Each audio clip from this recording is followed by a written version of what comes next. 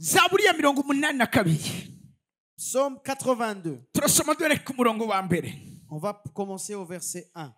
Maze igihe ndiko ndasenga, Je viens de passer des temps en prière ndiko ndasobanuza Imana en demandant à Dieu de m'expliquer ibijanye n'ibibazo byinshi benshi bibaza ariko badafitiye inyishu. concernant beaucoup de problèmes que des gens ont mais qui n'ont pas de réponse. Yaba mu bijanye n'igihugu, Concernant le pays, yaba mu bijanye na continent Afrika, que ce soit concernant le continent africain, yaba ku bijanye n'imiryango yacu, que ce soit concernant nos familles, amasengero yacu, que ce soit concernant nos églises, amageneration yacu. concernant nos générations. Imana yaravuganye nanje. Dieu a parlé avec moi. Dieu m'a parlé. Irambwira ikibazo mfise. Et il m'a dit que le problème que j'ai. Imana ivuga.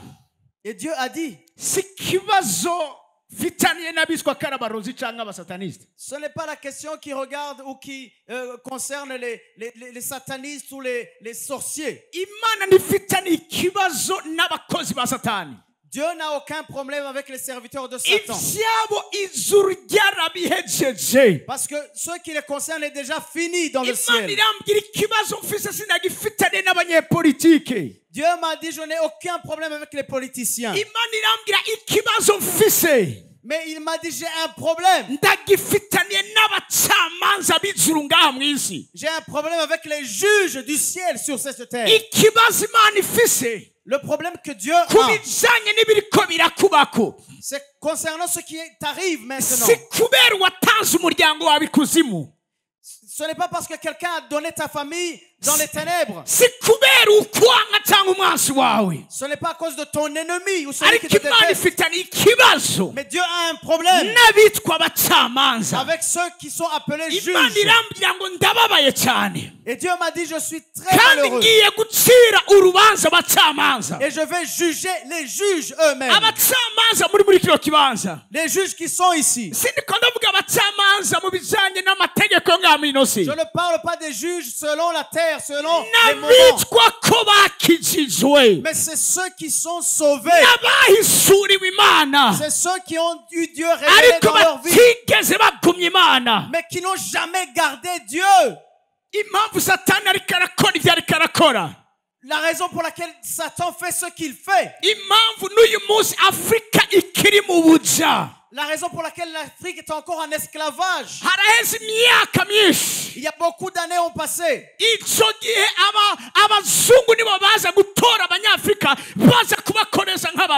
Les Blancs venaient chercher les Africains pour les utiliser comme esclaves. Mais même aujourd'hui, on les juge encore. On dit qu'on a plein de problèmes à cause de ceux qui ont colonisé l'Afrique.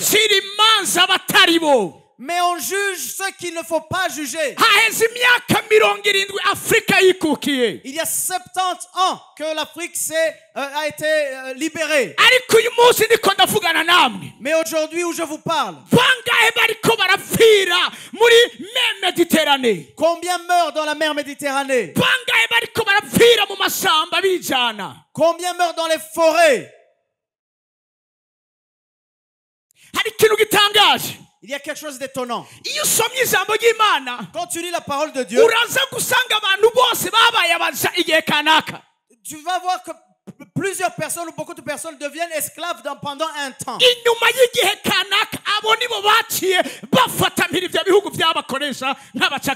Mais après ce temps-là, ils se sont libérés et ont pris possession de ces pays qui les utilisaient avant comme esclaves.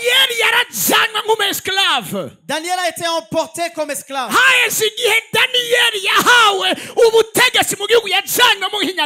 Mais après un moment, Daniel est devenu un héros élevé. Mais ça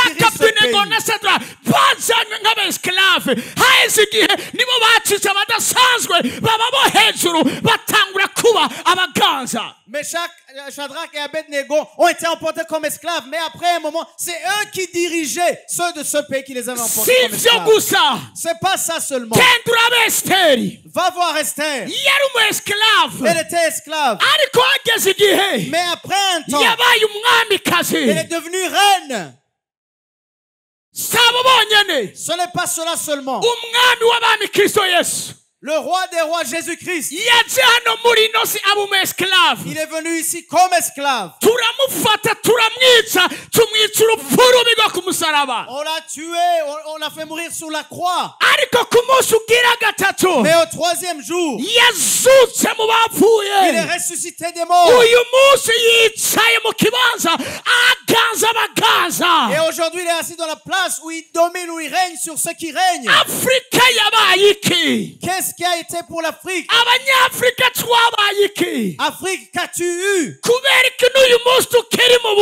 Pourquoi aujourd'hui nous sommes encore dans l'esclavage? Dieu m'a dit de vous dire cette chose. Quand on a emporté Shadrach, Meshach et Abednego, quand on a emporté Daniel, même tous les autres, quand on les a emmenés, qu'est-ce qui a été leur différence avec nous les Africains? Ils les ont emportés, ils avaient Dieu et ils connaissaient Dieu. Mais nous aujourd'hui, quand ils nous ont emmenés en esclavage, nous sommes partis avec des idoles. Et nous sommes partis en ayant des autels avec nous. Et je me tiens ici sur cette autel. Et je veux dire à l'Afrique et au Burundi, ceci est le moment où les enfants de Dieu, où on va avoir Dieu révélé. Parce que les problèmes que nous avons, ce n'est pas à cause des gens. Le problème que l'on a, c'est parce que nous n'avons pas Dieu. Aujourd'hui, si tout le monde décide de prendre Dieu, de saisir Dieu, de le garder, de ne pas mélanger, je vous dis la vérité. Tout ce que Dieu a promis à cette nation, cela sera fait, je vous le dis, au nom de Jésus. Dieu a un problème avec les juges. Les juges, c'est ceux qui croient, les croyants.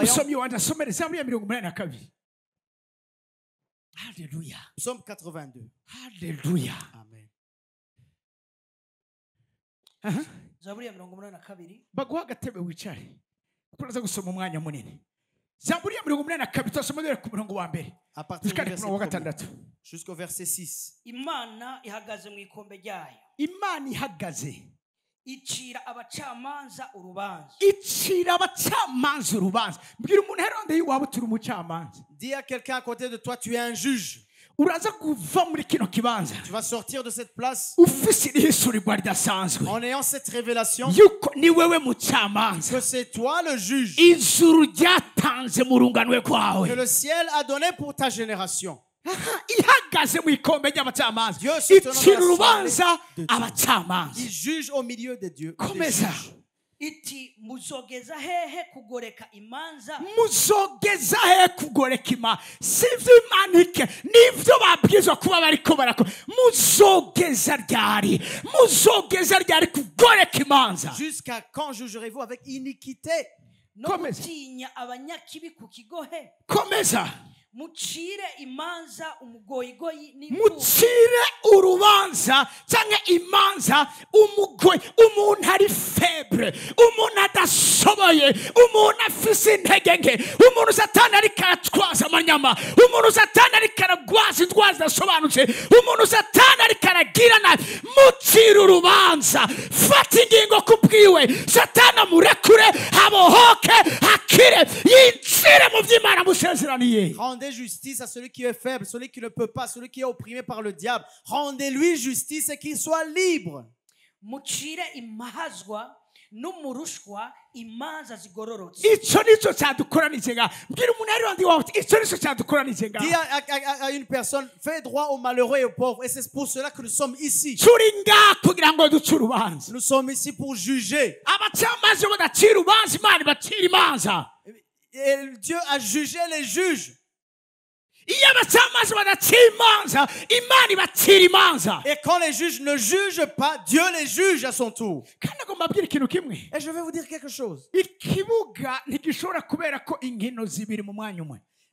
Un terrain ne peut pas accueillir 2 matchs en même temps. nta activite yindi yoza ngo yongere kuri iyi iriko irabera ngaha ko hano twahafashe hafashwe bateza kurindira ibi bigahera kugira ngo hasubire kubandanya ibindi. Ici par exemple, il n'y a aucune activité autre qui peut se tenir que ici. Puisque nous sommes ici, ils doivent attendre que nous finissions pour qu'ils viennent. Satani araza mu miryango yacu Satan vient dans nos familles hagasanga nta n'umwe ahagaze harindi imiryango yacu, et il trouve qu'il n'y a rien de debout, personne de debout qui garde nos familles. abadayimoni baraza mu miryango yacu Les démons viennent dans nos familles bagasanga nta n'umwe ahari, et il trouve qu'il n'y a personne. ariko nagomba ndabatangarije muri kino Mais kibanza, je vais vous annoncer en ce lieu. nagomba ndabatangarije muri kino Je vais vous kibanza annoncer en ce lieu. ibihe byahinduwe n'umwami. Les temps ont été changés par le Nivuga roi. ibihe byahinduwe n'umwami. Les temps ont été changés par le roi. Igihe twabaye sindabibazwa icyo gihe cyarangiye. Ce temps est fini là où nous avons été esclaves. Igihe twumvise ko biraba abantu icyo gihe cyarangiye. Quand nous avons entendu que c'était fini, Igihe ce temps est twarindiriye fini. ko hari abandi batuzanira agakiza icyo gihe cyarangiye. Les temps où nous attendions que les autres amènent notre salut, ce Abo temps est ndiko terminé. ndavugana nabo muri kino kibanza Ceux à qui je parle aujourd'hui n'abariko baradukurikirana ku rubuga rwa et interineti, ceux qui nous suivent sur internet en direct, iki ni igihe cyacu, ceci est notre temps. iki ni igihe cyawe, Ceci est ton temps. iki ni igihe ijuru ryateguye. Ceci est le temps que le ciel Ibi a ni ibihe préparé. byatunganijwe n'ijoro. C'est le temps que le ciel a préparé. Abacamanza bagiye guca imanza mu isi. Où les juges vont juger la terre. Iri jambo urubanza Cette parole ou ce mot ni jugement, ijambo ry'igiriki ryitwa crisis, c'est un mot grec crisis risobanura gufata ingingo. et qui s'explique par prendre une décision. Mbwira umuntu uri iruhande yawe Dis à cette personne uti à côté de twaje toi, ngaha kugira dufate ingingo nous sommes venus pour prendre des décisions. ku bijyanye n'ubukene bwugarije umuryango wawe. Turi ngaha kugira ngo dufate ingingo. Concernant la pauvreté dans ta famille, nous sommes là pour prendre des cyari décisions. ikibanza cyiza cy'uko mushobora kuvuga amen kuko C'est un turagiye bon moment pour gufata dire ingingo amen. ubishaka utabishaka, Parce que nous allons prendre des turagiye décisions. gufata ingingo. Que tu le veuilles ou non, on va prendre des décisions. Yesu aravuze ikintu gikomeye, Jésus a dit quelque chose d'important. aravuga ngo icyo muzoboha ngaha muri ino si Il a dit que ce que vous lirez ici sur kizoza terre kibohwa no mu ijuru. sera lié aussi dans le Mu ciel. ijuru baboha ibyo twaboshe. Parce que le ciel va lier ce que nous avons déjà Narivuze mu lié. ijuru baboha ibyo twaboshe. Le ciel va lier ce que nous avons déjà lié. Narivuze mu ijuru baboha ibyo J'ai dit twaboshe. le ciel va lier ce que nous avons déjà Kandi mu lié. ijuru baboha ibyo twabohoye. Et le ciel délie ce que nous avons délié. Bwira umuntu ari iruhande yawe ngo Dis la personne à côté de toi. nutabyumva Si tu ne le comprends ndaza pas, kugukubita urushi rwa mpwemu yera. je vais te gifler au nom du Saint-Esprit. Yesu yinjiye mu rushengero igihe kimwe Jésus est entré dans la synagogue un jour. baranka kumwumva, Ils ne l'ont pas entendu. acatangura Écoutez. kubasekeza. Et il a pris un fouet, il les a fouettés. hari igihe bisaba ko uri iruhande yawe umusekeza kugira ngo abyumve neza. Il y a des moments où tu dois frapper sérieusement celui qui est à côté pour qu'il hari entende. abantu mengo satani yatsindagiye ibitiritiri mu matwi yabo, Il y a des gens pour lesquels Satan, on dirait, a bouché leurs oreilles. ariko uyu munsi Mais aujourd'hui, narivuze ngo uyu munsi aujourd'hui, narivuze ngo uyu munsi aujourd'hui, narivuze ngo uyu munsi aujourd'hui, vuga ngo uyu munsi dis aujourd'hui, vuga ngo uyu munsi dis aujourd'hui, cyane rwose vuga uyu munsi plus fort, aujourd'hui, turagiye gufata ingingo, on va prendre des décisions. turagiye gufata On ingingo va décider. ku byerekeye n'imiryango Ce yacu. qui concerne nos familles, Turagiye gufata on ingingo va prendre des ku décisions. bijyanye n'abana bacu umugwanizi atwara mu kaborerwa no mu biyayuramutwe. Concernant les enfants que l'ennemi emporte dans le Turagiye alcool. gufata ingingo. Et nous allons prendre des décisions. Abariko baranyumva n'umameni ya muri kino Que kibanza, j'entende amen de ceux qui abagiye m'entendent. gufata ingingo numva ameni ya muri kino Ceux kibanza, qui vont prendre des décisions. Donnez-moi numva amen. ameni y'abantu bagiye gufata ingingo. Amen des gens qui vont prendre des décisions. Haleluya. Yesu umunsi avuga ibijyanye n'ishengero inshuro ya mbere Matayo 16. La première fois que Jésus parle de l'église dans Matthieu 16, yavuze ngo nzokubaka kuri urwo rutare nzokubaka k'ishengero ryanje, il a dit, sur cette pierre, je bâtirai mon église. ngo amarembo y'ikuzimu. Et les portes de l'enfer. Yesu avuze ishengero yaciye avuga amarembo y'ikuzimu. Quand Jésus a parlé de l'église, il a parlé du séjour des morts, de la porte des séjours des morts. Les portes du séjour des morts, les psychologues ne peuvent rien faire. Les sportifs ne peuvent rien faire par rapport aux portes des séjours des morts. Les enseignants ne peuvent rien faire face à cela. Les portes du séjour des morts. Les portes du séjour des morts. Ce qu'on appelle qui peuvent faire quelque chose dans ce monde. Je veux vous dire que même les soldats de ce siècle, les grands généraux ici dans ce monde, ils ne peuvent rien faire par rapport aux portes du séjour des morts. On a des policiers forts peut-être. Mais ce qui concerne le séjour des morts, ils ne peuvent rien. Les portes du séjour des morts, ceux qui ont à dire, c'est les juges de Dieu. Les portes du séjour des morts, ceux qui peuvent dire quelque chose, c'est ceux qui ont reçu Jésus-Christ dans leur vie. C'est ceux qui sont nés de nouveau. C'est ceux dont les noms sont écrits dans le livre de vie. Les portes du séjour des morts. Je vais vous annoncer ceci aujourd'hui. Les portes du séjour des morts. Tout ce qu'elles ont fait dans ta famille, je n'ai pas besoin de le savoir. Mais ce que j'ai besoin de savoir, c'est que leur moment, leur temps est fini. Leur temps de travail est fini. Amen. Tout ce qu'elles ont fait, on doit mettre un point au nom de Jésus. On applaudit le Seigneur.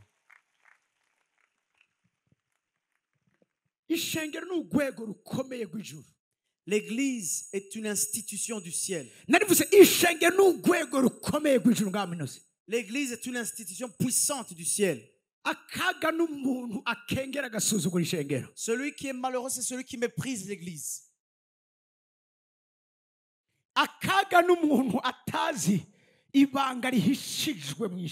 Malheureux celui qui ne connaît pas le secret caché dans l'église.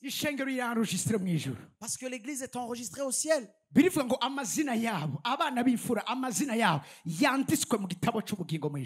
que la Bible nous dit que les premiers-nés, leurs noms sont inscrits dans le livre de vie dans le ciel. Mon nom est inscrit dans le livre de vie au ciel.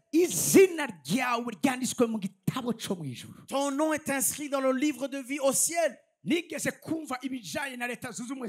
J'ai entendu un jour ce qui concerne les États-Unis d'Amérique. Parce que quand une personne a la nationalité américaine, partout où elle est, cette personne, il y a quelque chose qu'on lui donne. Il y a un petit appareil qui peut appuyer pour qu'il puisse dire qu'il est en insécurité.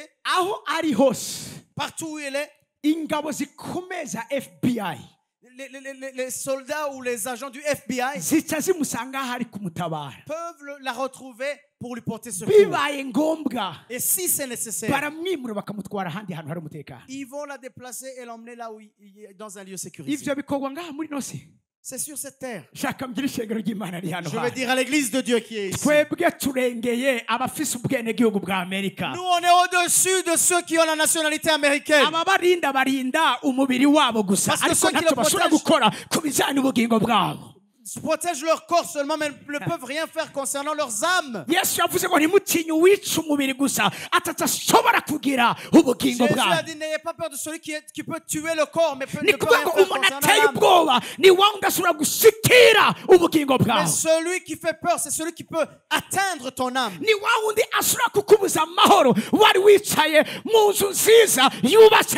C'est celui qui peut t'arracher la paix alors que tu es dans une belle maison bien construite.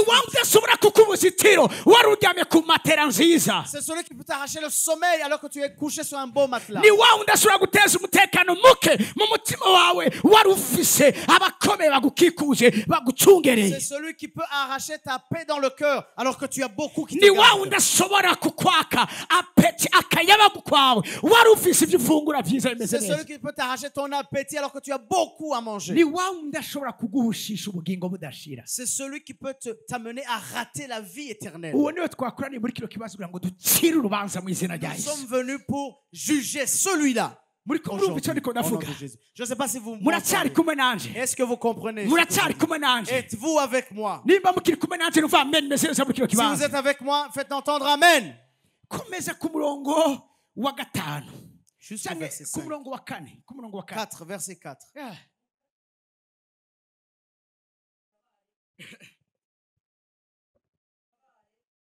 Masha kumumpera ijwi.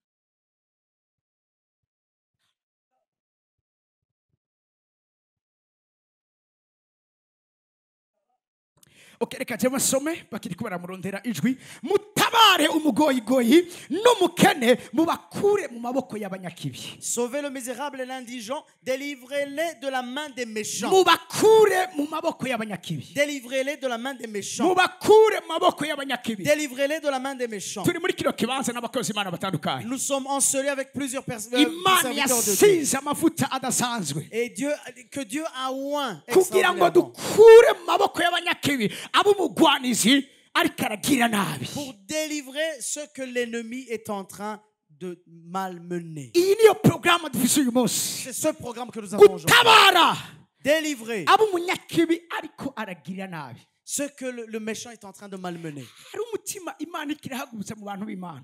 Il y a un cœur que Dieu est en train de lever parmi les serviteurs de Dieu. Zaburi ya 45 ku murongo w'indwi. Au verset 45, verset 7. Psalm 45 verset 7 haravuga ngo kuko bakunze ukugoroka ukanka ubugararije. Mu gifaransa nakunze cyane ingene babivuga. Tu aimes la justice et tu hais la méchanceté. Tu aimes la justice et tu hais la méchanceté. Amen. Ukunda ubugorotsi ukanka méchanceté. Singe no vyita mu Kirundi. Ububi. Ububi. Vuga ngo ububi. Ububi.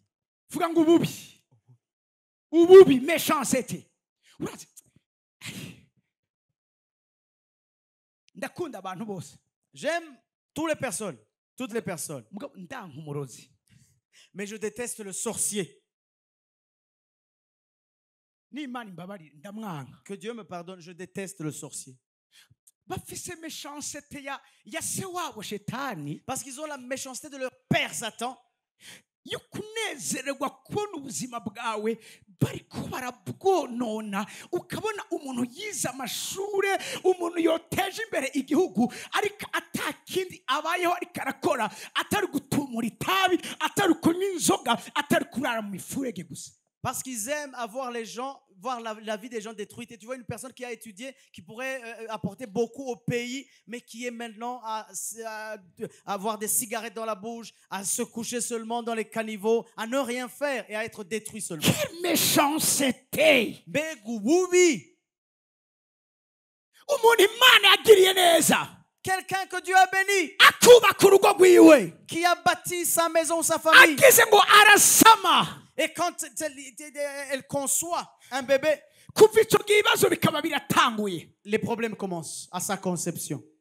Akavyara umwana amerewe nabi. Et qu'elle va enfanter un enfant qui n'est pas bien. Akavyara umwana adafise ibihimba bimwe bimwe. Il y a un enfant handicapé. Ukamengo mariage yagize niyo yaje konona ubuzima bwiwe kandi wari umugisha ijuru yari yamuhaye. Comme si. Ndanka icyitwa umurozi. Et je déteste le sorcier. Kandi uyu munsi turaza kwihurira muri kino kibanza. Et aujourd'hui, moi et eux, on va se rencontrer ici. Turaza kwihurira muri kino kibanza. Aujourd'hui, on va se rencontrer avec eux ici. Numva amen imeze neza muri kino Amen kibanza. en ce lieu. Umuntu ntacyo yigeze akontribuwa mu buzima bw'iwawe ngo ubayeho ukubayeho ariko gusa akantu keza gusa kirenze ngo karazeza ubuzima bw'iwawe ako kanya akakagupapura akagakubita kakagenda kure y'iwawe ukama minsi yose uri kurari. Une personne qui n'a rien contribué dans ta vie pour que tu puisses bien vivre. Mais au moment où il y a une bénédiction qui arrive, et la personne l'emporte pour que tu restes malheureux.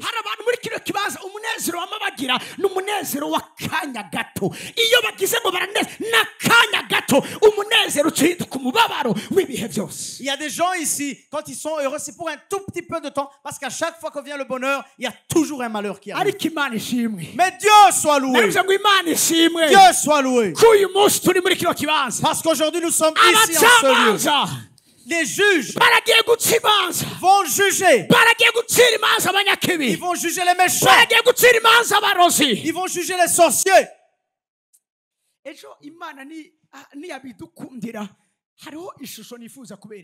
Dieu, demain, si Dieu le permet, j'ai une image que je veux vous montrer.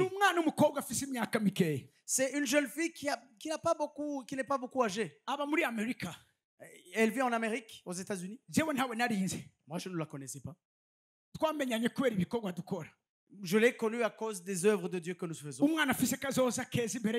Un enfant qui avait un bel avenir devant elle. Et un jour,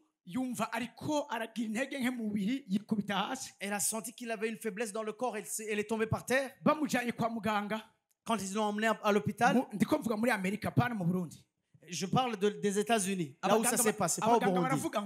Les médecins ont dit, cet enfant, on ne peut rien faire pour elle. Ils l'ont emmené dans un autre hôpital. Un autre hôpital qui, soi-disant, est plus pointu. Et eux aussi, ils ont dit, nous ne pouvons rien faire. Et ils se sont emmenés chez d'autres experts. Et quand ils ont regardé, ils ont vu que cet enfant, le cœur était en train de s'arrêter. Les reins ont cessé de fonctionner. Il n'y avait aucun organe interne qui était en train de travailler. Et ils l'ont fait entrer dans un coma. Et ils ont remarqué comment sa respiration descendait jusqu'à 10%. Ils ont fait tout ce qui était en leur pouvoir. Et j'étais à l'extérieur du pays, à l'étranger, et j'ai vu quelqu'un qui m'appelait. J'ai répondu au téléphone et je l'entendais pleurer au téléphone. Et elle me disait, sauve-nous s'il te plaît, aide-nous. Parce que notre petite soeur est en train de mourir. Je lui ai demandé comment ça s'est passé. Et elle m'a dit cela. Après cela, je lui ai demandé comment ça se passe. Elle a dit non, même ça continue à se détériorer. Elle est très mal. Parce que sa respiration descend toujours.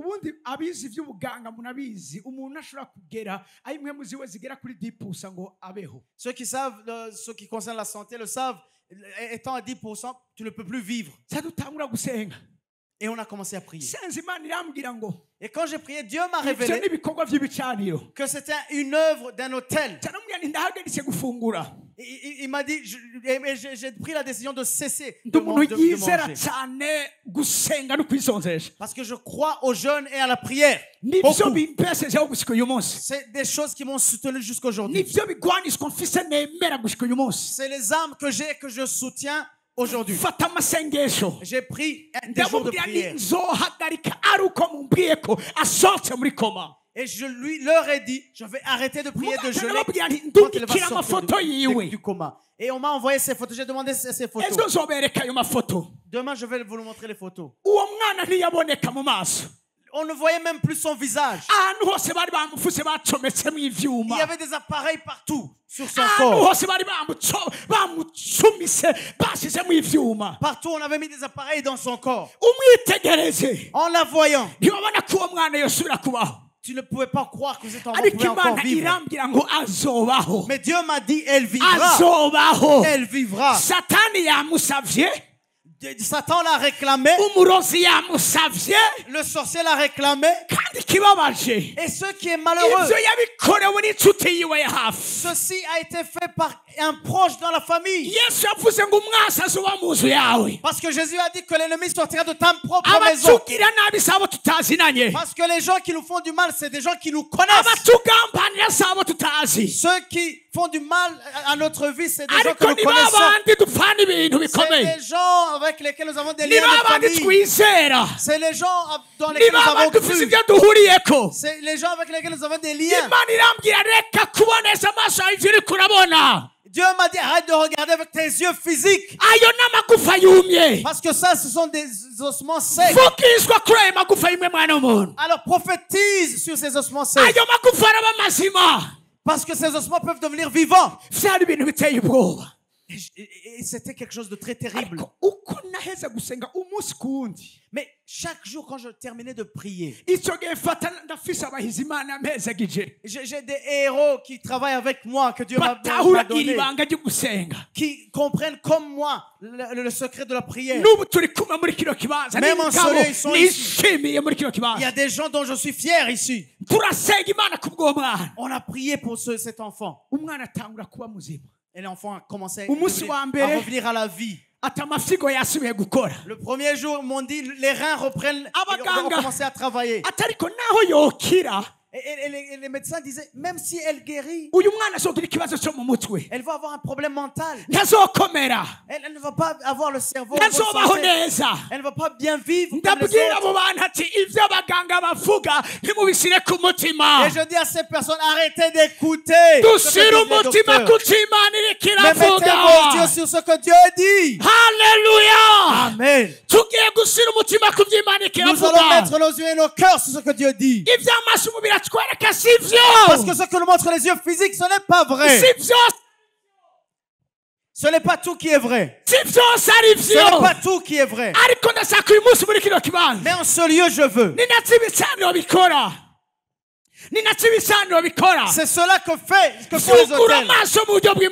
Ils ferment nos yeux spirituels pour que nous puissions. Les hôtels ouvrent nos yeux spirituels pour que nous voyons dans le monde spirituel ce que Satan fait. Et quand j'étais en train de parler avec cette fille, aujourd'hui elle conduit une voiture. Aujourd'hui elle est bien portante. La dernière fois j'ai parlé avec elle. Elle m'a dit, apôtre, aujourd'hui j'ai un seul problème. Je veux que tu pries pour moi pour que je puisse grossir et avoir du poids. Au Burundi on a un problème de vivre et toi tu as le problème de grossir. Alléluia. Amen. Les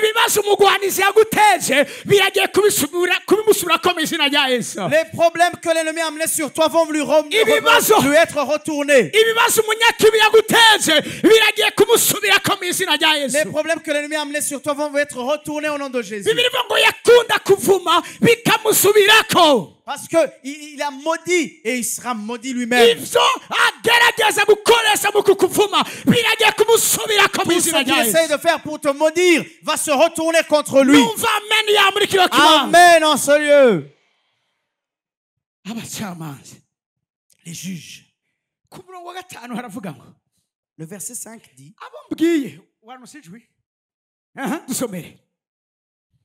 On est toujours au psaume 82, verset 5. Zaburi ya 82 ku murongo wa 5 bavuga ngo abo mbwiye ntaco bazi. Abacamanza ariko ndabwira ntibazi gusenga. Ils n'ont ni savoir ni intelligence, ils ne savent pas prier. Abacamanza ariko ndabwira ntibazi guteramira ingo zabo. Les juges à qui je parle ne savent pas se tenir pour leur famille. Les juges dont je suis en train de parler ne peuvent pas se tenir pour leur pays. Ceux à qui je parle ne savent rien.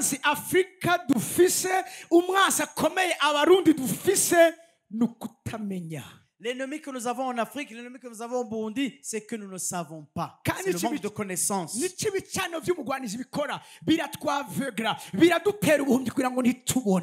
ce que fait les hôtels de l'ennemi. Il nous aveugle pour que nous ne puissions pas voir. C'est cela qui te pousse à prendre des décisions où tu as jugé comme les autres juges. Et tu prends la décision de faire le mariage comme les autres font des mariages. Et tu te ne souviens pas ou tu oublies que tu es enfant de Dieu.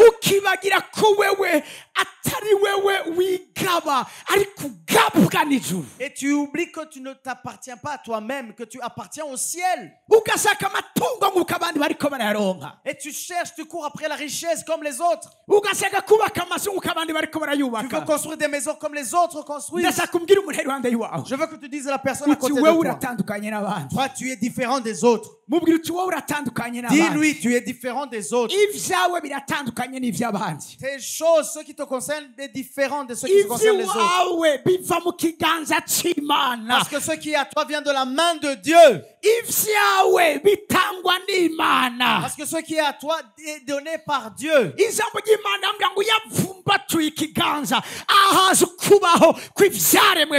Parce que la parole de Dieu nous dit que par sa main, il nourrit toutes les créatures de la terre. Si il ouvre sa main aujourd'hui ici, les malades seront guéris. Amen. Ici, il ouvre sa main aujourd'hui. Il y a quelqu'un qui est venu ici étant aveugle. Il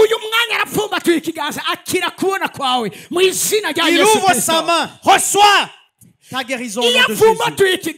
Quand il ouvre sa main, tu ne peux pas rester comme tu es. Tu ne peux pas rester comme tu es.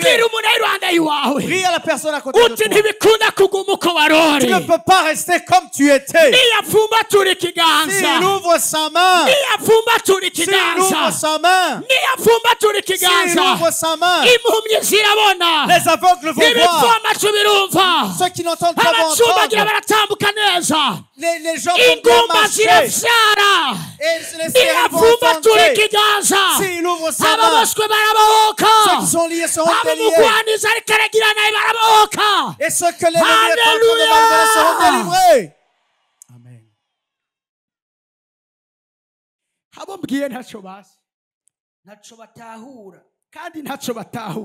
Ils n'ont ni savoir ni intelligence.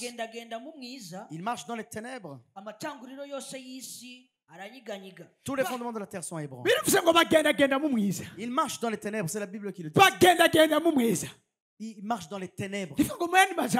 Dans d'autres mots, il n'y a aucune lumière pour les éclairer. Ils marchent dans les ténèbres. Et il y a des pièges devant eux et ils tombent dans un piège. Parce que leurs yeux ne voient rien. Ils dressent des pièges devant eux et ils tombent dans les pièges. Parce qu'ils ne voient pas les pièges. Ils marchent dans les ténèbres. Mais j'aime la parole de Dieu. Parce que la Bible nous dit que ceux qui étaient dans les ténèbres, une lumière s'est levée sur eux. Parce que la lumière va briller sur ceux qui marchent dans les ténèbres. Une lumière va se lever sur ceux qui marchent dans les ténèbres. Quand tu marches dans les ténèbres, tu vois comme si les gens avaient le pouvoir sur toi. Il y a des gens ici dans cette place qui ont beaucoup peur de la vie. Parce qu'ils marchent dans les ténèbres. Ils marchent dans les ténèbres. Mais aujourd'hui, on va juger. On va prendre des décisions pour ceux qui marchent dans les ténèbres. Ils vont commencer à marcher dans la lumière. Parce que la parole de Dieu nous dit que la lumière est venue dans le monde. La lumière est venue dans le monde. Alléluia. Amen. Alléluia. Amen. Alléluia. Amen. Avançons un peu. Psaume 72. À partir du premier verset, c'est une prière. uhe umwami uguca imanza kwawe. Ariko imbere gatoya, hinge gato. Attendez un peu. Numva twohera mu bami ba mbere. Commençons à 2 rois. Urazi iyo umuntu agenda mu mwiza, quand une personne marche dans les ténèbres, ivyiwe babigira ko accès vyoroshe. Ce qui le concerne, on a accès à ce qui le concerne facilement. Et on peut même emporter tout ce qu'on veut sans rien, sans aucune résistance. Je répète. Quand une personne marche dans les ténèbres, quand ces juges-là qui marchent dans les ténèbres, c'est eux qui devraient juger. Mais c'est eux qui sont jugés. Parce que Dieu est malheureux à cause de ses juges. Parce que Dieu est malheureux à cause de son église. Cette église qui n'est pas en train de faire ce qu'elle devrait faire. Qui n'est pas en train de prendre les décisions qu'elle devrait prendre. Et elle marche dans les ténèbres. Quand tu lis dans les Actes des Apôtres, il y a deux personnes. Il y a Pierre et Jacques. Quand on a pris Jacques dans Actes des Apôtres 12, quand on a pris Jacques, Hérode l'a pris. C'est le méchant dont vous avez parlé. Il ne voulait rien d'autre. Il voulait seulement rendre malheureux ceux qui croient. Et la Bible nous dit qu'il tua Jacques par l'épée. Et quand il a vu que c'était plaisant pour les Juifs, il voulait encore. Et il a dit, maintenant je ne vais pas prendre Jacques. Je ne vais pas prendre Jean. Je vais prendre celui, le premier pasteur, celui à qui Jésus a laissé l'église, celui à qui Jésus a dit, va paître mes brebis. Il a pris aussi Pierre. Quand il a pris Pierre, il a dit, je vais tuer Pierre comme j'ai tué Jacques. Mais la Bible dit, mais quand l'église l'a entendu, elle a prié. Quand il a pris Jacques, l'église a entendu. Les juges ont entendu, mais ils n'ont pris aucune décision. Ils n'ont pris aucune décision. Ils ont pris Jacques, ils l'ont tué, ils l'ont emmené à Manda pour l'enterrer, et ils ont chanté, nous nous reverrons au ciel. Mais quand il a pris Pierre, l'église s'est réveillée. Les juges se sont réveillés. Les juges se sont réveillés. Les juges sont sortis de leur sommeil. Et ils ont dit, Jacques est mort. Parce qu'on s'est tué, on n'a rien dit. Maintenant on prend Pierre. Parce qu'il a dit, je frapperai le berger et les brebis seront dispersées. Et l'église est sortie du silence. Et quand l'église est sortie du silence, automatiquement, Dieu est sorti. Si tu sors du silence, Dieu sortira du silence. J'ai dit, si tu sors du silence, Dieu sortira du silence. Dis à ton voisin, sors du silence. Sors du silence. Pour que Dieu sorte du silence. Je vais vous dire quelque chose. Quand l'église se tait, Dieu se tait. Parce que à chaque fois, parce que l'église est l'autel qui permet à Dieu de venir réagir sur cette terre. L'église est celle qui doit ouvrir la porte au ciel pour qu'il vienne faire des choses sur cette terre. Si l'église n'ouvre pas, Jésus reste dehors. Si l'église n'ouvre pas, Jésus reste derrière la porte. La parole de Dieu me dit dans la révélation, je suis à la porte. Si quelqu'un ouvre, entend ma voix. Entendons, Église, la voix de Dieu. S'il entend ma voix et qu'il ouvre, nous devons entendre. Si nous n'entendons pas, il reste dehors. Entendons. Pour qu'il entre, c'est nous qui ouvrons. Si nous ouvrons dans nos familles, ce que Satan possédait ou croyait qu'il possédait. Il va les perdre. Amen.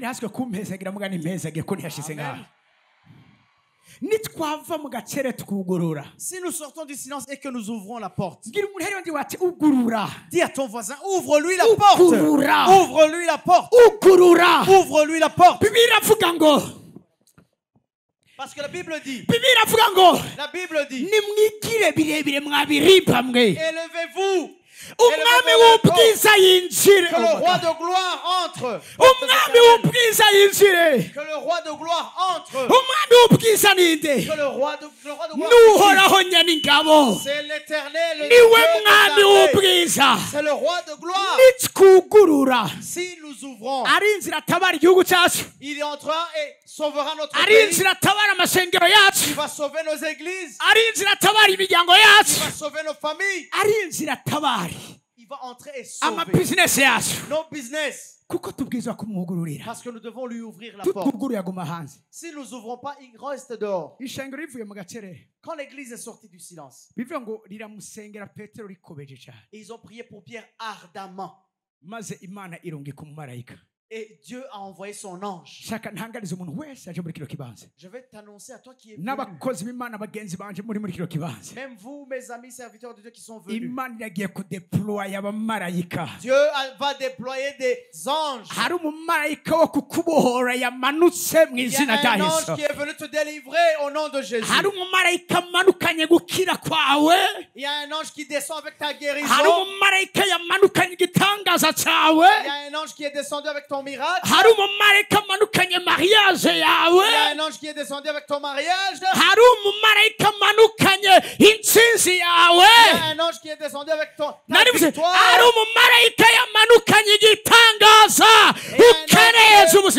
Qui est venu avec ton miracle pour changer ta vie. Alléluia. Alléluia. Amen. Si nous ouvrons, il entre. Il entre. Jacques est mort parce que l'église n'a pas ouvert la porte. Mais quand Pierre a été pris, l'église a ouvert la porte. Et la parole de Dieu me dit, l'ange est venu et a délié Pierre. Il est venu et a délié Pierre. J'aime cette chose. Quand il marchait avec l'ange à la suite de l'ange, Pierre croyait qu'il était en train de rêver. Pierre croyait qu'il était en train de rêver. Il croyait qu'il rêvait. Il croyait qu'il rêvait. Je vais vous dire, vous, Pierre, ici, ce que Dieu va faire dans vos vies, tu vas croire que tu es en train de rêver. Tu vas croire que ce n'est pas vrai. Tu vas croire que c'est un songe.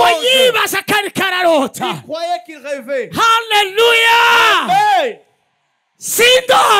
Ce n'est pas un rêve. C'est la réalité. Ce que Dieu va faire dans ta vie. Alléluia. Amen. Wow. Quand l'église s'est réveillée, Dieu a agi. Dis à ton voisin, ceux qui rappellent à l'Éternel, ne vous taisez point. Que ceux qui rappellent à l'Éternel ne se taisent point. Parce que chaque personne a des promesses ici. Chaque personne a quelque chose que Dieu lui a promis. Nous ne devons pas nous taire.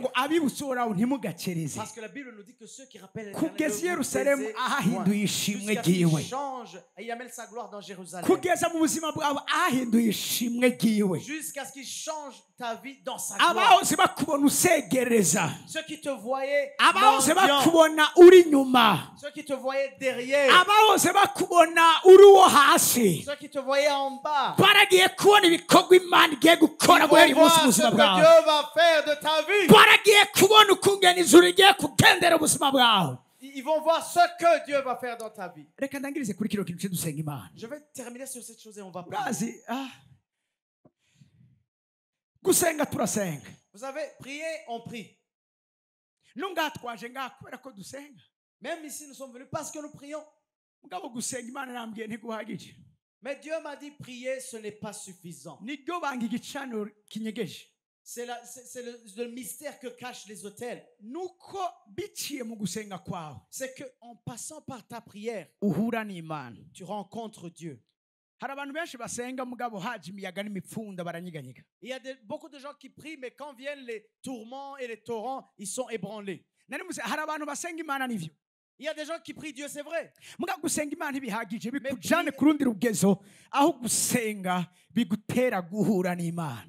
Que tu ailles dans un autre niveau où prier t'amène à rencontrer Dieu.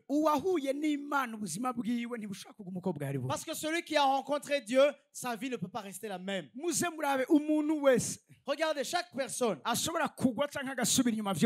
qui peut retourner en arrière facilement, c'est quelqu'un qui n'a jamais rencontré Dieu personnellement. Si quelqu'un rencontre Dieu, même s'il est affaibli pendant un moment, il ne sera pas par terre. La prière que nous allons faire ici, dans ce lieu,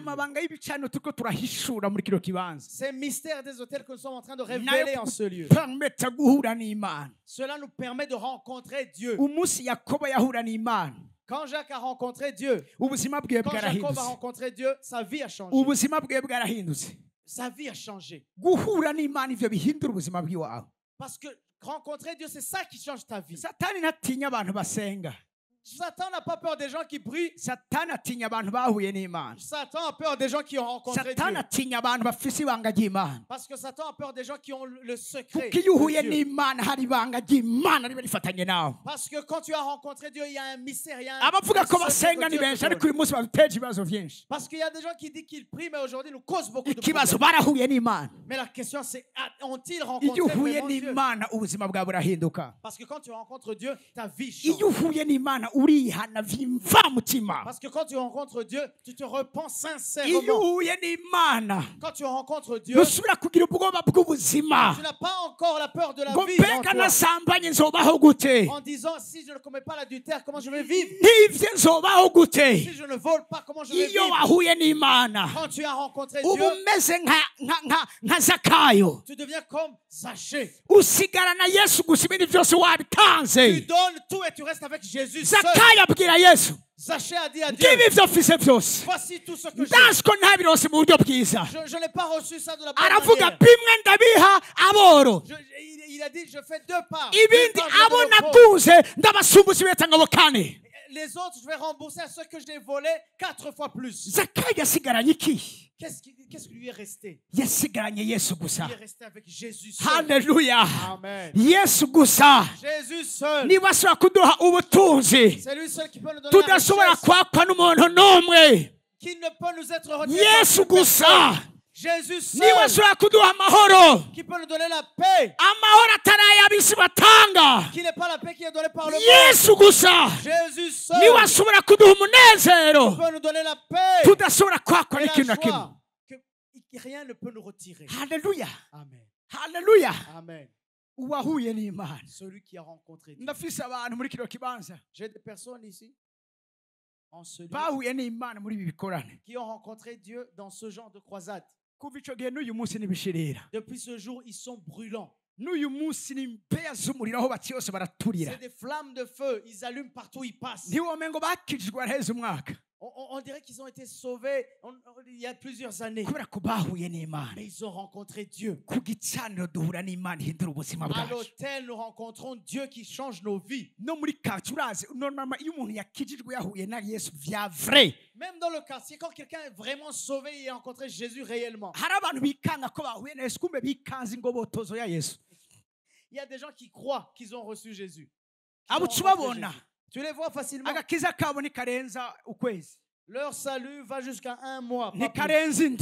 Une semaine. Mais il y a un autre qui a rencontré Jésus.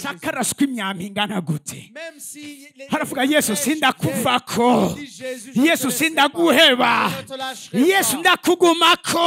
je te saisis. Tu es la signification de ma vie. C'est les gens qui se tiennent fermes. même en ce lieu, abo bantu ces gens-là, nibo shaka guherako je veux commencer par eux. kuko umviriza Parce que, écoutez, nuko turagiye gusangangura ibicaniro by'umugwanizi c'est vrai, nous allons briser, détruire les œuvres du diable et ses mwaravyumvise mu autels. mapublicité mwaravyumvise ahantu hose Vous l'avez entendu dans les publicités partout. hari ingwara atari yo kwa muganga iri mu mubiri wawe. Il y a une maladie qui n'est pas une maladie qui sera soignée par un docteur qui est dans ton corps. Imana yarambwiye ngo uyu munsi ni umunsi w'ibisikanya ry'ibihe. Parce que Dieu m'a dit qu'aujourd'hui, c'est un jour de changement de saison. Remise et reprise aragiye kuba kubisikanya hejuru ubuzima bwacu. Il y a un changement, une remise et reprise dans nos vies. Ibitari ivy'Imana mu buzima bw'iwawe turagiye kubisubizanya n'ivyo hama twakira ivy'Imana mu Tout ce qui buzima n'est pas de Dieu, on va bwawe. le rendre à son propriétaire et recevoir ce qui est de Dieu. Izo dans ta vie. ntege nk'ufise mu mubiri Cette faiblesse que tu as dans ton corps, si izawe. ce n'est pas à toi. Vuga uti si izanje. Dis-le, ce n'est pas à moi. Ibibazo biri mu buzima bwawe Les problèmes qui sont dans ta vie, si ivyawe. ce ne sont pas à toi. Bibwiza gusubizwa nyene ivyo. Ils doivent être rendus à son propriétaire. Nawe wakira umwidegemvyo wawe nk'umwana w'Imana. Et toi, reçois ta liberté comme enfant de Dieu. Birivuga ngo umwana ahaye kwidegemvya aridegemvya Parce que nyakuri. la Bible nous dit que à celui à qui le Fils donne la liberté, il est vraiment libre. Uwo aridegemvya nyakuri. Et celui-là est vraiment libre. Muhaguruke ku maguru yanyu twese. On va se lever. Abari munsi y'ibiti muriko muranyumviriza abari mu midugare twegerane Ceux qui twese. sont en dessous des arbres là-bas très loin, si vous m'écoutez, venez s'il vous plaît, approchez. Turagomba duca imanza. On va juger, prononcer des jugements. Abacamanza baragiye guca imanza. Les juges vont juger. Les juges vont juger. Abacamanza baragiye guca imanza. Les juges vont prononcer des jugements. Kuri ivyo bivyimba biri mu nda yiwawe. Ces fibromes qui sont dans ton ventre. Kuri iyo kansere iri mu mafyigo yiwawe. On va prononcer des jugements sur ce cancer qui est dans tes reins. Kuri izo ngwara zisubiriza mu muryango wawe. Sont ces maladies à répétition dans ta famille. Nawe uyu munsi. Et toi en ce jour. Nawe uyu munsi bikuriko. Et en ce jour, ce qui est sur toi. Ubuzima papa yahoze abayemo canke sokuru wawe. La vie qu'a vécu ton père ou ton grand-père. Nawe uyu munsi buriko burakuhatapa. Et cette vie te rattrape aujourd'hui. Ivyo turagiye kubicira urubanza uyu On munsi. va juger ces choses aujourd'hui. Kurya Eliya yabikoze ku musozi Karumeli. Élie l'a fait au mont Carmel. Kurya Eliya yabikoze ku musozi Karumeli. Là, comme Élie l'a fait sur le mont Carmel. Niko natwe tugiye kubikora. Nous allons nous aussi le faire. Turagiye guhamagara umuriro w'Imana muri kino On kibanza. va appeler le feu de Dieu en ce lieu. Abavugishwa babayari turagiye kubacira imanza mu izina rya Yesu. Les prophètes de Baal, on va les juger aujourd'hui. Ababuzize imvura y'umugisha kugwa mu buzima bwacu turagiye kubacira imanza mu izina rya Yesu. Ceux qui ont empêché la pluie de bénédiction de tomber dans ta vie, on va les chasser au nom de Jésus. Ababuzize kubohoka kwawe.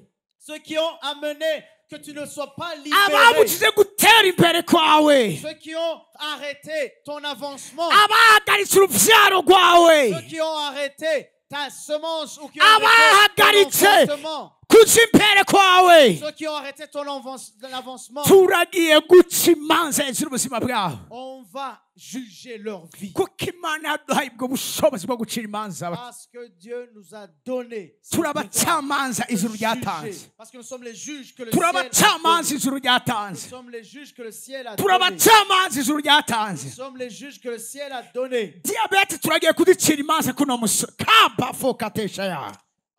Nous allons juger toutes ces maladies.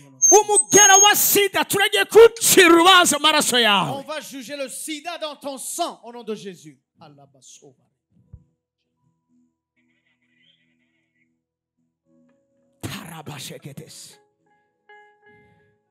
Turagiye guca imanza. On va prononcer des jugements. Turagiye guca imanza. On va prononcer des jugements. Imana agiye gusura ubuzima bwawe ku muvuduko w'ijoro. Parce que Dieu va mettre ta vie sur le speed ou sur la vitesse du ciel. Imana yagiye gusira mu buzima bwawe. Dieu va mettre ta vie. Umugisha w'amahanga. Il va mettre la bénédiction des nations dans ta vie. Uragiye kuba igiti kinini amababi yacu agiye kubera ubwugamo benshi. Tu vas devenir un grand arbre là où les branches vont couvrir beaucoup de personnes. Tu vas devenir une source pour beaucoup de personnes.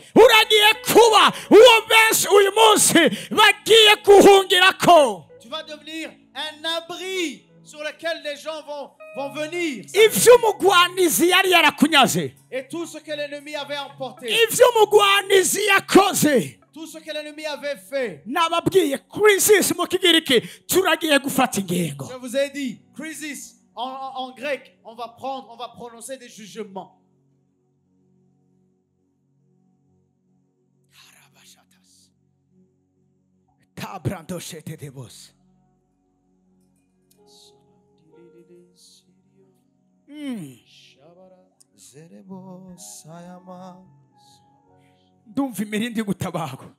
J'entends.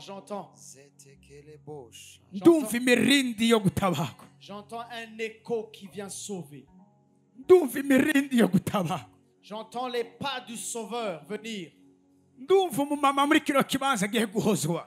Je vois une maman en cette place qui va être consolée.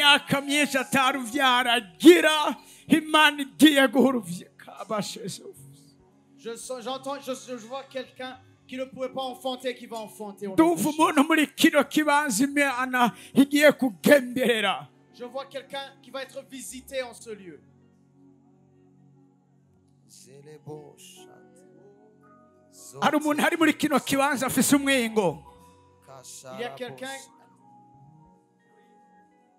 Il y a quelqu'un qui a une thyroïde ici, en ce lieu. tutaratangura gusengera abantu bagwaye uwo mwingo ubunyene usubire iyo bazuva mu izina rya Yesu. Avant que nous commencions à prier pour les malades, que cette thyroïde retourne d'où elle est venue au nom de Jésus. Ari umuntu ari muri kino kibanza yaje avyimvye amaguru. Il y a une personne qui avait les pieds enflés. Kandi ntazi ico vyavuyeko. Et il ne sait pas d'où c'est venu. Nta mutima gwaye. Elle n'a pas de problème de cœur. Nta ngwara nimwe afise. Il n'y a aucune maladie chronique. Ayo maguru aravzimbuka uyu mwanya nyene mu izina rya Yesu. Que ses pieds soient désenflés maintenant au nom de Jésus. Ndumva imirindi y'ubutabaho muri kino kibanza. J'entends les pas du Sauveur qui arrivent. Shaka ndaguha akanya. Je vais te donner l'occasion. Uhanga amaso yawe ijuru. Pour que tu mettes tes regards sur le ciel. Nturabino. Ne regarde pas ici. Ariko uhanga amaso yawe Yesu. Mais mets tes yeux sur Jésus. Niwe afise inyishu yawe. C'est celui qui a ta réponse. Niwe afise igitangaza cyawe. C'est lui qui a ton miracle entre les mains. Kabashatarados.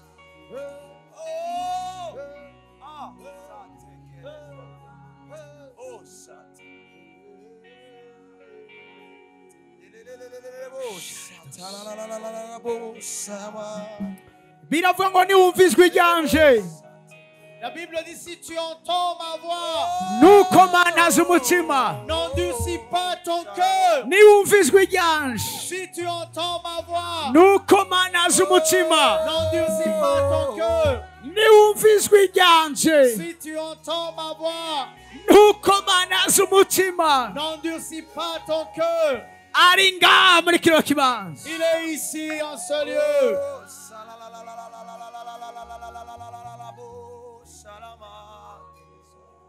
Gatoya. Haravuga ngo hendi ku rugi na dodora. Il dit je suis à la porte et je toque. Ndi ku rugi na dodora. Je suis à la porte et je toque. Niwumva ijwi ryanje. Si tu entends ma voix. Niwumva ijwi ryanje. Si tu entends ma voix. Niwumva ijwi ryanje. Si tu entends ma voix. Nimbara umuntu ariko arumva ijwi ryiwe. Si quelqu'un est en train d'entendre cette voix, si tu es venu ici, tu n'as jamais donné ta vie à Jésus. Le plus grand des miracles qui soit, le plus grand miracle qui soit, c'est que quelqu'un se repente. C'est la repentance. C'est que tu te repentes toi-même. Il y a une repentance personnelle. Et il y a une repentance familiale. Et il y a une repentance nationale. Aujourd'hui, on va le faire. ariko turahera kwihana ku giti cy'umuntu. Mais on va aujourd'hui se repentir Ninde muntu personnellement. yifuza kugururira Qui a envie d'ouvrir la porte à Jésus? umwami Yesu kugira ngo yinjire mu buzima bwiwe? Qui a envie d'ouvrir la porte de son cœur au Seigneur Jésus? Pour qu'il Ninde entre muntu dans sa vie? akeneye kwakira agakiza? Qui veut recevoir Jésus? Ninde uyu munsi akeneye kwaturiza akanwa kiwe ko Yesu ari umwami? Qui veut recevoir Jésus et confesser que Jésus est roi des rois? Uyu muntu we dushaka gusengana ubwa mbere. Nous voulons prier pour cette personne en premier. Saba agacere gacura k'ivyuma. Nimba uri muri kino kibanza Si tu es en ce lieu utaraho ubugingo bwawe umwami Yesu, et tu n'as pas encore donné ta vie à Jésus, ushobora kuba uri mu ibarabara, tu peux être sur la route, ushobora kuba uri mu matribune, tu peux être dans les tribunes, ushobora kuba uri munsi y'ibiti, tu peux être en dessous des arbres, ushobora kuba uri mu miduga, tu peux être dans les voitures, cyo kimwe nuko ushobora kuba uri hano kuri kino kibuga nyene. ou tu es sur ce terrain. Umuntu wese yifuza kwakira umwami Yesu mu bugingo bwiwe. Que celui qui a envie de recevoir Jésus dans sa vie. Nababwiye igihindura ubuzima bw'umuntu no guhura na Yesu, Parce que je vous ai dit que ce qui change la vie d'un homme, c'est de rencontrer no Jésus. guhura n'Imana. C'est de rencontrer Dieu. Haraheze imyaka 20. Il y a 20 ans, niho nahura na Yesu. c'est là où j'ai rencontré Jésus moi-même. Sinzovyibagira uwo munsi. Je n'oublierai jamais ce jour. Hari ku munsi wa kabiri. C'était un mardi. Uwo munsi nagize iyerekwa riteye ubwoba. J'ai eu une vision extraordinaire. Terrible. Imana inyereka ikiyaga caka umuriro. Dieu m'a montré le lac de feu et de soufre. Umumarayika arambwira ati aha niho hari iherezo ry'abanyabyaha. Et l'ange m'a dit, c'est ici la fin de ceux qui n'en sont pas crus. Arambwira ngo nawe nutihana, Et si tu ne te repens pas, iri niryo herezo ry'iwawe. ça c'est la fin des pécheurs. Maze kubikora Et quand je l'ai fait, arambwira ngo subira mu isi. et il m'a dit, retourne dans le monde. Namenye ko icyo gihe nari nakuwe mu isi. J'ai su que ce moment-là, Arambwira j'avais été genda ubwire retourné. abari mu isi Et il m'a dit, va dire à ceux qui sont dans le monde, ibijyanye n'iki kiyaga caka umuriro, ce qui concerne ce lac de feu et de soufre. amakuru y'iherezo ry'umunyabyaha. Ce qui concerne la fin des pécheurs. Nta kindi mpereyeho. Je ne dis que ça. Umutima waje nta kindi ugurugumbishwa naso. Parce que c'est ça qui fait trembler mon cœur. Nukubona benshi baza bahungira mwami Yesu. C'est de voir beaucoup de personnes venir à Jésus. Nukubona benshi baza bihana C'est de voir les gens venir se repentir. kugira ngo basubire gukira uburake bw'Imana. Pour qu'ils puissent échapper à la colère de Dieu. Ko nawe uri muri kino kibanza, Si tu es en ce lieu, ngingabire idasanzwe Imana yifuza kuguha ubwa mbere na mbere. c'est ça que le cadeau que Dieu veut te donner en premier. Imbere yo kugukiza umubiri, Avant de guérir ton corps, imbere yo kubohoza ibyawe, avant de te remettre tout ce qui est à toi, Imana ikeneye kubanza ubwa mbere na mbere gutabara umutima wawe. Dieu veut d'abord secourir ton cœur. Nicyo gituma uyu mwanya C'est pour cela qu'en ce moment, ngomba mpamagare je vais appeler. kandi mbabwire ikintu kimwe. Et je vais vous dire, Oh my God. Vyukuri wumve kuje kwakira ubuzima que tu sentes que tu vas recevoir la vie. ikigiye Crois-le. kugutuma ubaho, Ce qui va te faire vivre, te donner la vie. ikigiye gutuma kandi uzobaho. Et qui va te faire vivre même les années à venir. N'ingabire amafaranga adashobora kugura, C'est un cadeau que l'argent ne peut acheter. n'ingabire amafaranga n'amashuri bidashobora kukuronkesha. C'est un cadeau que l'argent et les études ne peuvent pas te donner. Ubuntu bw'Imana gusa, C'est la grâce de Dieu seulement. ko wizera gusa, Que tu crois seulement. hama ukaza ukakira. Et que tu viennes recevoir. Ijambo ry'Imana rirambwira ngo, Parce que la parole de Dieu me dit. ijambo ry'Imana rirambwira La ngo parole de Dieu me dit. abamwizeye bose Tous ceux qui l'ont cru. yabahaye ubasha bwo gucika abana Il b'Imana. leur a donné le pouvoir de devenir Nibo enfants de Dieu. bizeye izina C'est ryiwe. ceux qui ont cru en son nom. Ninde akeneye kwizera izina ryiwe? Qui veut recevoir, croire Ninde en son nom. akeneye gukira uburake bw'Imana? Qui veut échapper à la colère de Dieu. Ninde akeneye kwakira ingabire y'Imana? Qui veut recevoir le don de Dieu. Nimba harabinyerekeje ikiganza ciwe aho ari hose, Qu'il lève sa main là où il est. duza ikiganza cawe aho uri. Lève ta main là où tu es. Oh, ndabona abantu batari bakeya. Je vois beaucoup de personnes. Iki nico cyadukoranirize hano bwa mbere na mbere. C'est ceux qui nous ont réunis ici en premier. Tarika ikiganza cawe, Lève ta main. ntibiteye isoni. Ce n'est pas honteux. Umurivyi niwe yarivye aravuga ngo Le chanteur a dit, nta kizontera isoni siti ibyaha vyanje. rien ne me Kaya fera base. honte si ce n'est mes péchés seulement. Cyonyene Seulement. nico kizontera C'est isoni. cela qui me fera honte. Ibi ntibiteye isoni. Ce n'est pas honteux. Kandi Imana iteguye kukwakira ukuri kose. Et Dieu a besoin de te recevoir. Il veut te recevoir. Il a besoin de te Inkuru recevoir. iryose nuko uyu munsi umwami Yesu arararana nawe. Et la bonne nouvelle, c'est que le Seigneur Jésus dormira en toi et avec toi aujourd'hui. arabwira Zakayo Il a dit à Zachée, ti Zakayo ururuka il a dit Zachée, descends de kuko uyu là. munsi naramutse ndari wawe. Parce qu'aujourd'hui, je veux dormir chez toi. Uyu munsi nawe bariko arakubwira Et aujourd'hui, il te dit, uyu munsi nutera intambwe uze hano imbere fais un pas en avant et viens ici devant. kuko naramutse ndari wawe. Parce que je vais venir dormir chez toi. Iyo Yesu araye iwawe Quand Jésus dort chez toi, nta mudayimoni asubira kukubuza amahoro. aucun démon ne vient t'embêter. Haleluya. Amen. Mu itongo rya Edeni Dans le jardin d'Éden, akantu gatoya mu itongo rya Edeni une petite chose, dans le jardin d'Éden, Adamu na Eva bamaze gukora icyaha. Adam et Ève, après avoir chuté, Ijambo ry'Imana rirambwira ngo nuko Imana yazirabaza Adamu, Adamu uri hehe? Dieu a demandé à Adam, Adam, où es-tu? Arambwira ngo Et il leur a dit, ndinyegeje kuko ndiguza. Ati ninde yakubwiye kuri je gusa? me suis caché parce que je suis nu. Et qui t'a dit que tu es nu? Dit Ati ubwo Dieu. niwariye kuri cya cyamwe nakubuza? Est-ce que tu n'as pas mangé sur le fruit que je t'ai défendu de manger? Arambwira ati ni wa mugore wampa. Et il m'a dit, c'est la femme que tu m'as donnée. Abajije umugore ati habaye iki? Et quand on a demandé à la femme, qu'est-ce qui s'est passé? Umugore yishura Imana ati ni ya nzoka ya mpenda. Et la femme a répondu, c'est le serpent qui m'a menti. Ariko ijambo ry'Imana rirambwira Mais la parole de Dieu me dit, Imana igihe yari kumwe n'iyo nzoka ariyo Satani ntiyigeze avuga. et Dieu, la parole de Dieu me dit que Satan était là, dans le serpent, il n'a rien dit. Satani ntiyaronse icyo yireguza. Satan n'avait rien à dire. Oya Non. kubera ko mu bwiza bw'Imana Parce que dans la présence de Dieu, the devil cannot talk. Ubu abadayimoni ntibashobora kuronka icyo bavuga. Satan ne peut rien dire, les démons ne peuvent rien dire dans la présence de Ibyo bahoze bavuga babivuga kubera ko utari bwinjire mu bwiza Dieu. bw'Imana. Ceux qu'ils ont dit, ils l'ont dit parce qu'ils n'étaient pas entrés dans la présence de Uyu Dieu. munsi umwami Yesu aragiye gutaha iwawe. Aujourd'hui, le Seigneur Jésus va dormir chez toi. Icyo abadayimoni bari bamaze igihe bariko barakora Et ce que les démons avaient fait, ou kiragiye faisaient, gushigwa ku iherezo mu izina rya va Yesu. être fini, va se terminer aujourd'hui. Ba bantu bari bataritse ibiganza byabo ndabe ibiganza byabo kandi Ceux qui veulent recevoir le Seigneur Jésus, shaka uve aho hantu uri uze urirukanga ngaho je imbere. veux que tu viennes en courant ici devant. Baba bise muze natwe abasigaye dukoma muze murirukanga. Venez, venez. Ingo murirukanga. Za murirukanga. Baha inzira. Ayo mashi numva atari amashi abereye abantu bariko baraza kwakira ingabire y'ubugingo budashira.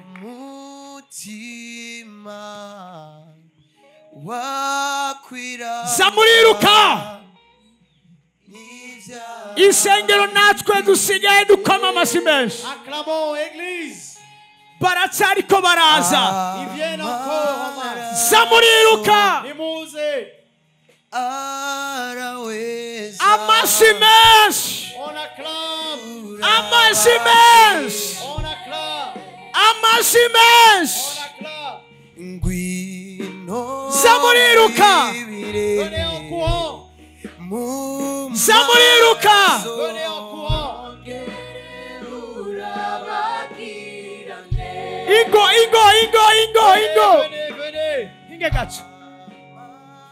Zamuriruka nitwaheza. Venez en courant, on n'a pas encore fini. Iki nizo sadukoranize ngaha. Parce que c'est cela qui nous a réunis aujourd'hui. Zamurirukanga. Venez, venez.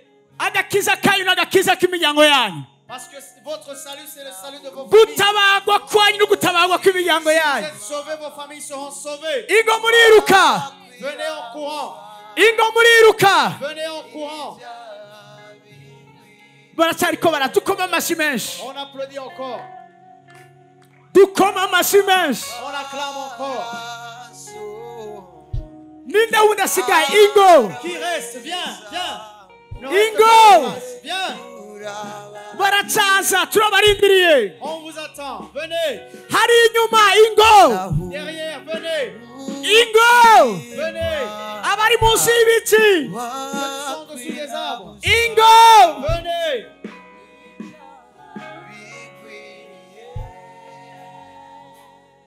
Zamurirukanga. Venez en courant. Isengero twosura tugakoma amashyi menshi. Acclamons encore le Seigneur, Église. Bariko baraza. Venez. Protokole bafashe baze. Protokole bafashe baze. Le protocole est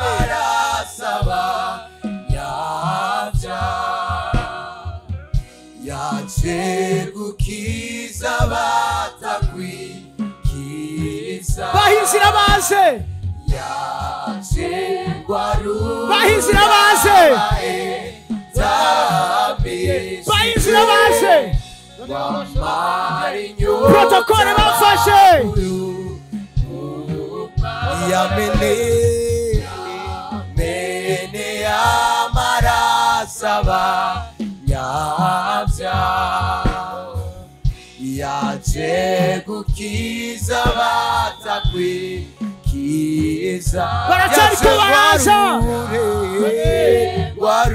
baracyariko baraza tamishije ngwamara inyota baguyumva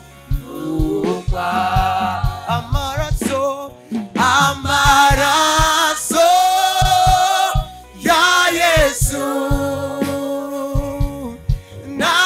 nazigera ashira imbaraga amaraso ya Yesu nazigera ashira imbaraga amaraso ya Yesu nazigera ashira imbaraga amaraso ya Yesu nazigera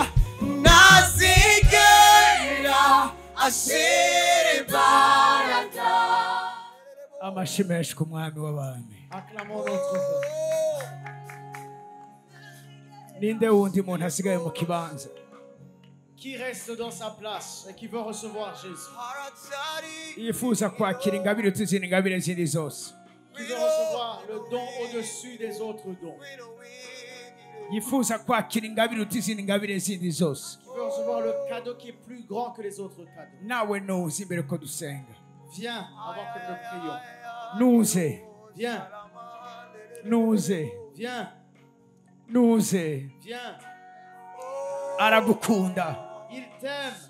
arashaka kukubabarira Il veut te pardonner. arashaka ko izina ryawe ryandikwa mu gitabo cy'ubugingo Il veut que ton nom soit inscrit dans le livre de vie. bibiri ivuga ngo abatabonetse banditswe muri icyo gitabo batererwa mu kiyaga cyaka umuriro Parce que la Bible nous dit que ceux dont les noms n'ont pas été vus dans le livre de vie ont été jetés dans le lac de feu. arashaka ko nawe wandikwa mu gitabo cy'ubugingo Il veut que ton nom soit inscrit aussi dans le livre de vie. nuze Viens, ndabonye abariko baraza tubakomera amashyi je menshi vois ceux qui viennent acclamer pour eux. nuze Viens. satani ariko arakubesha Satan te ment. satani ariko arakubesha Satan est en train de te mentir. arakubwira ngo uzobikora hanyuma Il te dit tu le feras après.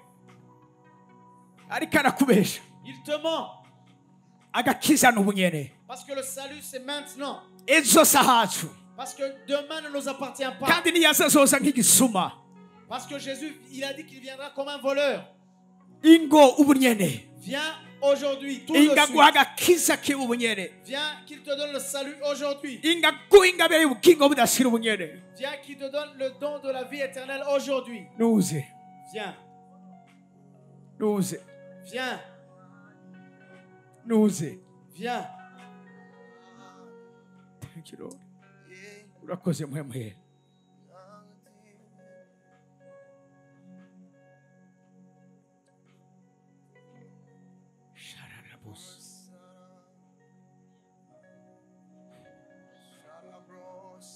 reka sabe pasteur Eric kuva mu ishengero rya El Shaddai Je vais demander au pasteur Eric de l'église El Shaddai yegegwe ngaho imbere de venir ici devant. shaka mfashe kuvyara bano bantu Il va nous aider à enfanter ces gens. ndabasaba mutareka ibiganza vyanyu Élevez vos mains, vous qui vous êtes approchés. bisobanura ngo Yesu Et cela veut dire, Jésus, ndakwihaye wese je me livre à toi entièrement. ndakwihaye wese Je me livre à toi entièrement. ataco nisigarije Sans rien laisser. ataco nisigarije Sans rien laisser pour moi. ijambo ry'Imana tuvuga ngo niwaturisha akanwa kawe ko Yesu ari umwami Parce que la parole de Dieu nous dit que si tu confesses de ta bouche que Jésus-Christ est Seigneur, ukizera mu mutima wawe ko Imana muzuye mukuye mu et que bapfuye tu crois izokizwa dans son cœur que Dieu l'a ressuscité des morts, tu seras sauvé. reka umukozi w'Imana adufashe Le serviteur de Dieu va nous aider.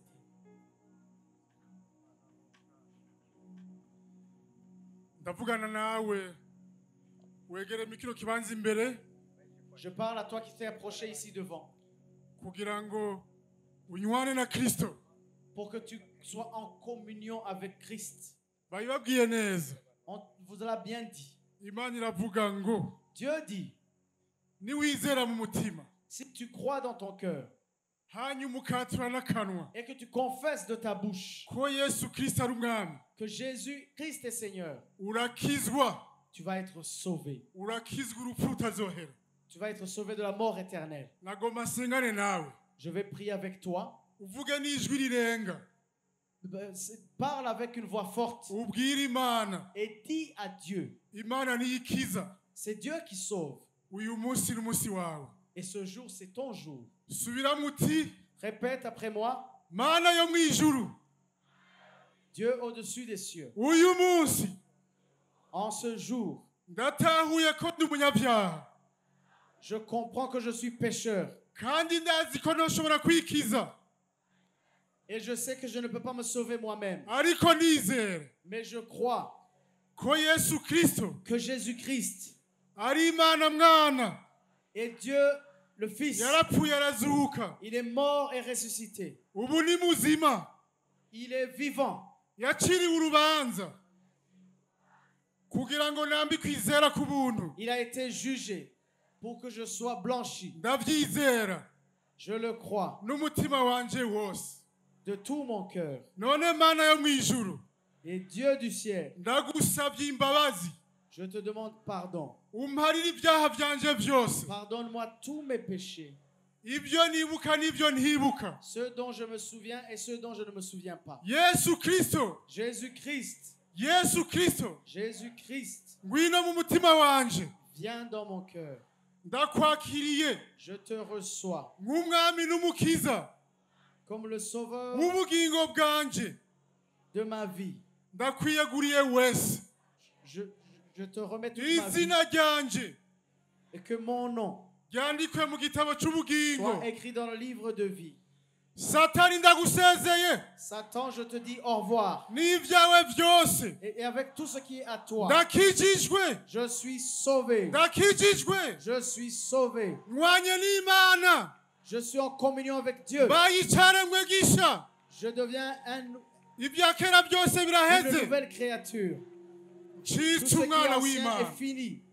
Je deviens enfant Ndabisenze de Dieu. ndabyizeye Je mu le prie izina et rya je le Yesu crois Kristo. au nom de Jésus. Amen. Amen.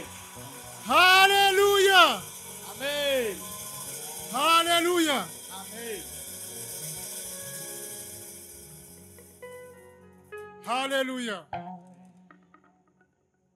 Guhera iyi saha À partir de cette heure-ci, de ce moment, wizere crois ko izina ryawe ryafuswe mu gitabo cy'urupfu, que ton nom a été effacé du livre de mort, ryanditswe mu gitabo cy'ubugingo. qu'il est écrit dans le livre de vie.